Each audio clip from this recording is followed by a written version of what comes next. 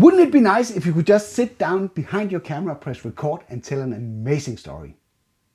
Like the one where I did a biological experiment with a security guard in Russia to see how much vodka he would drink before he was so pissed that he wouldn't take anymore.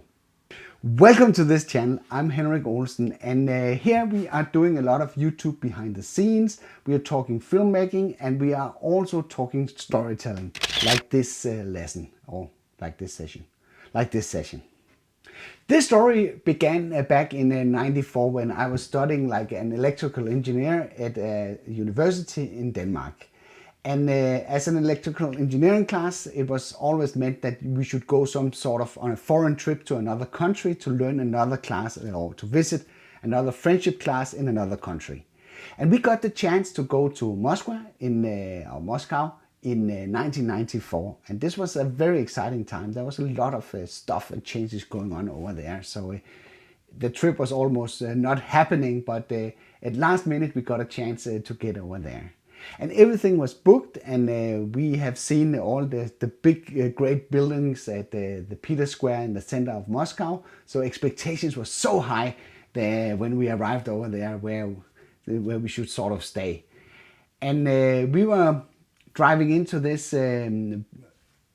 courtyard, or what you would say, to an older building. So we said, okay, it looks a little bit old and worn down, but maybe it will be okay. But it actually turned out it was not a hotel. It was a place for old war veterans that were living there. So we were living next to all these old invalid and crippled people that was sort of stowed away on this place.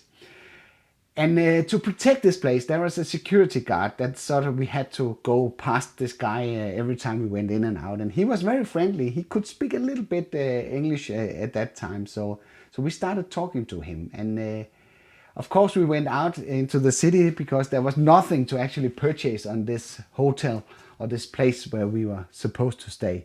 So we went to the local stores, and we what is it called? We found out very fast that there was two things that were really cheap in Russia, and one of them was vodka.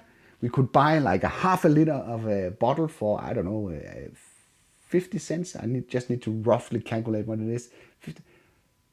At least it was less than $1 for half a liter of vodka, and that was back in '94, and even less for a pack of smokes.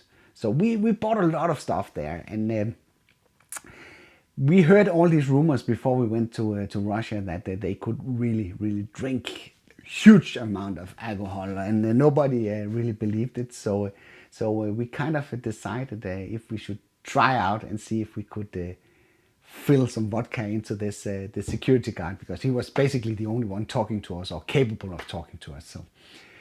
So we went to his office, and we knocked the door and asked if we could offer him a drink.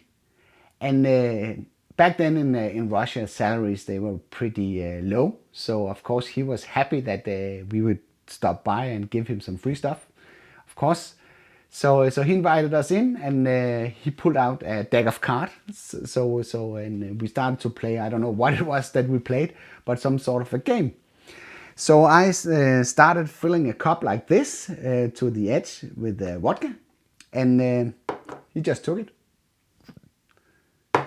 emptied the whole cup in one shot. So we said, what is going on? He would be, how can he do that? He was not even, so we waited a little while to see if he was sort of influenced by this, but nothing happened. He just acted completely normal. And of course we drank a little bit as well, but we tried to keep it down because this, I don't know. It was amazing that he just pulled down this cup of vodka in one shot. So, and we spent a little bit of time there, and we kept pouring glass after glass, and we thought, now it's gonna stop. He's gonna collide. He's going to the hospital or something if he continues to do that. But then we reached to a point where we were actually getting pretty drunk. So we had to finish this up. So we gave him a little bit extra, and it was crazy. He reached 7 like this, before he said stop. And I'm pretty sure that he was, at least he was pretty good at hiding it. At least we were more drunk than he was when we left left the place where they were guarding, or where he was guarding this. So that was pretty amazing. I still remember this incident, and this was just one of many stories from that trip. It was maybe not the best holiday I had, but it was one of the most strange trips that I ever been on, because everything was so completely different in Russia at that time compared to what we experienced. There was only one McDonald's when we were there, and that was in the middle of the St. Peter Square. That was also pretty strange, with all the beggars lining up in the line up to this McDonald's thingy, like it was the golden restaurant in the city. It was that trip was pretty amazing, and I could tell a lot of stories about what we experienced during that trip, like visiting the oldest nuclear plant in the history. They actually have one that is older. I don't know if it's running now. They have a nuclear plant that is that was supposed to be the oldest reactor in the world, because the one that was on U.S. soil was turned off for some reason.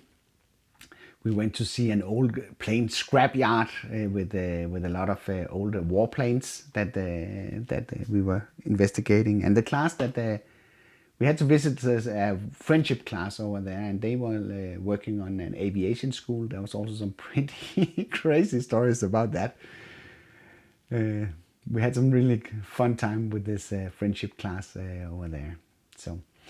So this was a story from me going to Russia, and it's a real life story. I experienced it by myself. So let me know if you found this story interesting.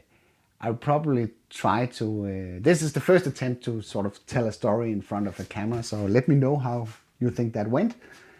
I'll probably do a few more. I can choose different topics to cover. It's actually a lot more difficult to sit in front of a camera to tell a story than it seems.